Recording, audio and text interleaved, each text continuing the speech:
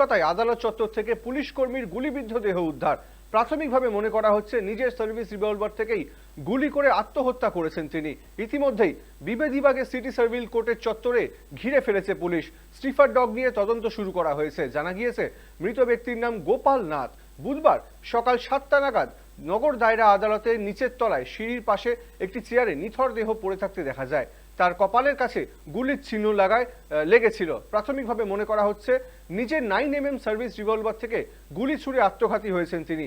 জানা গিয়েছে গোপাল নাথ নগর দায়রা আদালতের এক বিচারপতির দেহরক্ষী হিসেবে নিযুক্ত ছিলেন, কিন্তু কি কারণে এই চরম পদক্ষেপ করলেন তিনি তা এখনো স্পষ্ট নয়। তবে রহস্যের কিনারা করতে সমস্ত দিক খতিয়ে দেখা হচ্ছে খবর পুলিশ সূত্রে।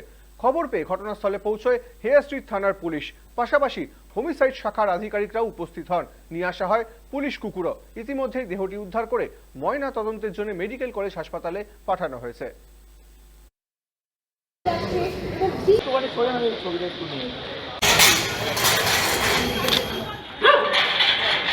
সার্ভিস রিভলভার অন ডিউটি অবস্থা থাকে সেটা জানি, কিন্তু অফ ডিউটি অবস্থা সে কীভাবে রাখে সেটা আমার এখনো পর্যন্ত সেই নিয়ে ক্লারিফিকেশন আশা করি আমাদের যে ডিজি আছেন তিনি ভালো বলতে পারবেন।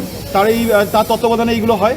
সুতরাং আমার এটা জিনিস মনে হচ্ছে যে এর ভেতরে নিশ্চয়ই অন্য কোনো ব্যাপার আছে, কারণ দেখুন আপনি আশেপাশে একটু ক্যামেরা ঘোরালে বুঝতে পারবেন। এদিকে হচ্ছে স্টাফেদের কোয়ার্টার, ওই পাশে হচ্ছে নিউ সেক্রেটারি বিল্ডিংয়ের পাশে কোয়ার্টার আছে, ওখানে কিন্তু সব দেখা যাচ্ছে পুরো জানলা থেকে খোলা।